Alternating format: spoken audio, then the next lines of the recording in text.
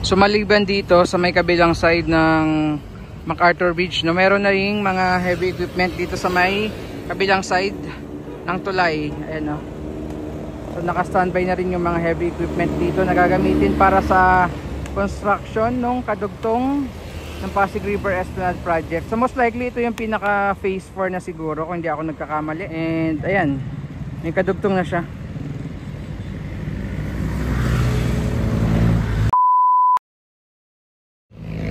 Okay, so dito tayo ngayon sa MacArthur Bridge. Tawid tayo.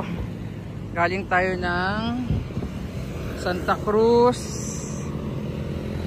Ito tayo ng Loton. So tingnan natin yung update ng ating Ilog Pasig. By the way, today is Saturday, May 24, 2025, 4:50 ng hapon.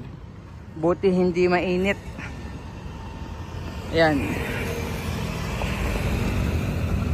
So silip muna tayo sa ating Ilog Pasig.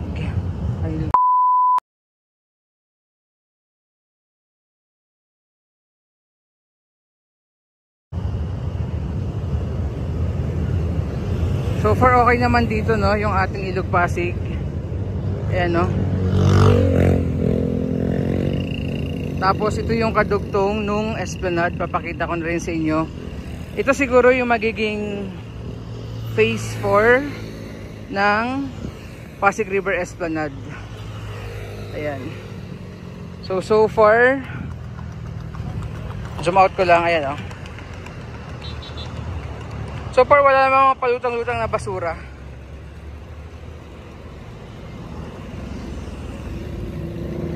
So tatawid tayo papuntang Loton.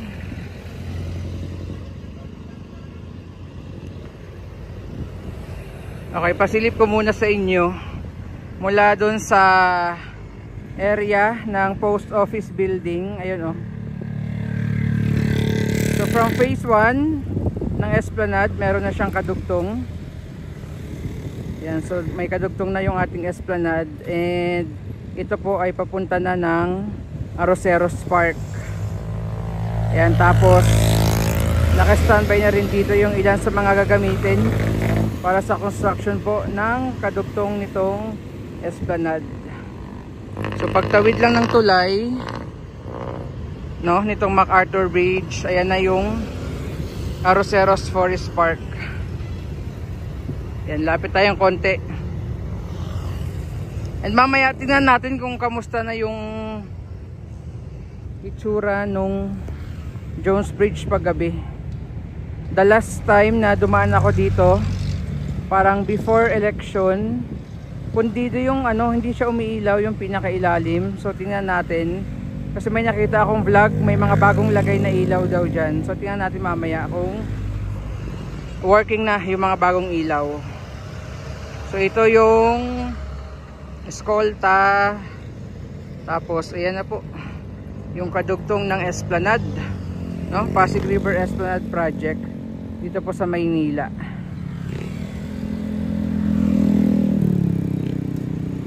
Yung pinakapundasyon ng walkway ng Esplanade, oh. Tapos so far, no, ilang metro na rin yung nagagawa. Ayan po.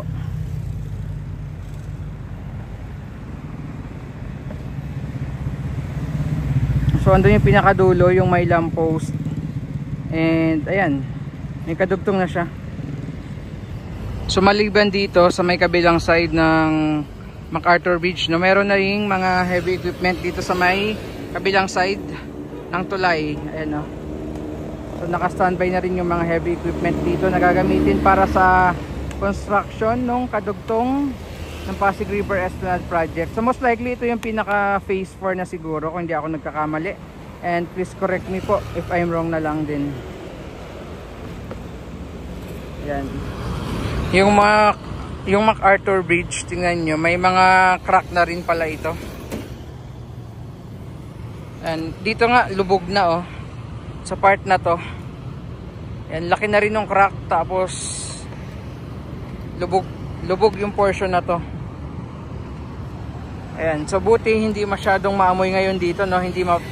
Dati kasi pag dumadaan ako dito, amoy na amoy mo yung dumi ng tao. Sa ngayon, medyo okay. Hindi mapanghe, hindi rin maamoy. Hindi amoy dumi ng tao. So dito banda yung ano, madumi, ay amoy dumi ng tao. And as you can see, daming kalat. Ayan o. Dito pala yung amoy dumi ng tao. Daming basura. So mula dun sa tulay, no, nilakad natin. Andito na tayo ngayon sa Esplanade at yung view ng Ilog Pasig ngayong Saturday afternoon. Ayan po. Maintain pa rin yung mga tanim dito. Ayan, tingnan nyo. Ganda ng tubo. Ay malulusog yung mga tanim at halaman, no, dito sa Esplanade.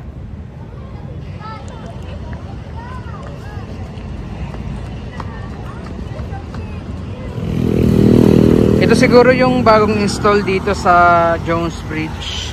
Hindi ko lang sigurado po pero mukhang bago ito yung nakalagay sa gilid. And dito medyo maamoy yung Ilog Pasig. Ayan, akit tayo. Okay, so dito na tayo sa Jones Bridge.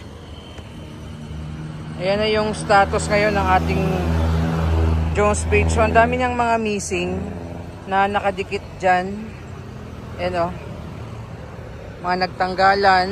So tingnan natin kung umiilaw pa rin, no? Kaya dati, yung parang golden bridge, yung kulay niya sa gabi.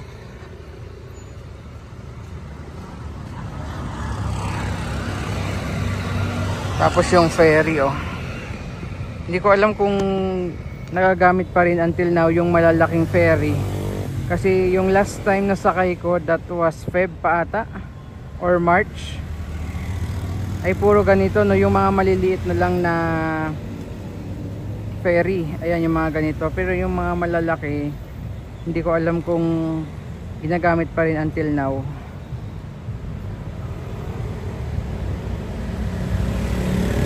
Pero mas mabilis, no? Ang bilis nung biyahe pag dito kayo sumakay sa mas maliit na ferry. Unlike doon sa mas malaki. Yan, ito na yung pinaka last trip.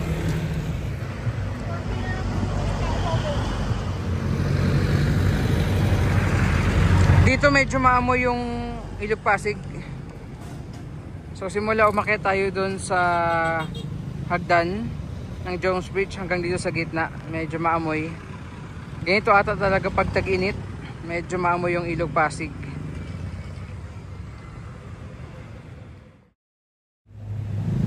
So from MacArthur Bridge, pumunta tayo dito sa Esplanade. And by the way, ayan yung kadugtong ng Esplanade ngayon. Tapos tumawid tayo ng Jones Bridge. And ngayon dito naman tayo sa Plaza Yuchengco. Isa sa mga project ni Mayor Isko na iniwan niya, no, bago matapos yung kanyang term last 2022. And tingnan nyo, oh. Ganda ng tubo ng mga tanim. Talagang well maintained, alagang alaga. Ayan, ganda, ang linis. Isa sa kinagandahan kasi dito, since 2022 hanggang ngayon 2025, maintain na maintain at ang ganda ng lugar. Kasi nga may mga nagbabantay tayong mga security personnel. Ayan o. Malinis, ang ganda. Tapos, walang mga tumatambay na mga informal settlers. Walang mga tambay, walang namamahay, walang ninirahan dito. Talagang pasyalan lang ng mga tao na dumadaan po dito. So yan yung kinagandahan ng Plaza Yuchengco, no? Na-maintain for 3 years. At tingnan naman yung mga pananim dito, oh. Pantayin natin na mamulaklak yung mga tinanim dito ng mga puno. Ayan, oh, bloom na bloom. Ganda ng tubo. So ganun talaga pag nandito tayo sa Metro Manila, kailangan talagang may bantay dito sa mga open spaces or mga parks gaya po nito. So again, ito yung Plaza Yuchengco Park dito sa may Escolta sa Maynila. So halos ikot na tayo, no, mula doon sa MacArthur Bridge papunta dito sa Plaza Yuchengco. So paalis na yung ferry. Ito yung 5:30 PM trip, no, na papunta ng Guadalupe and Pasig. Ayan, tingnan nyo po, napakabilis yung takbo niyan.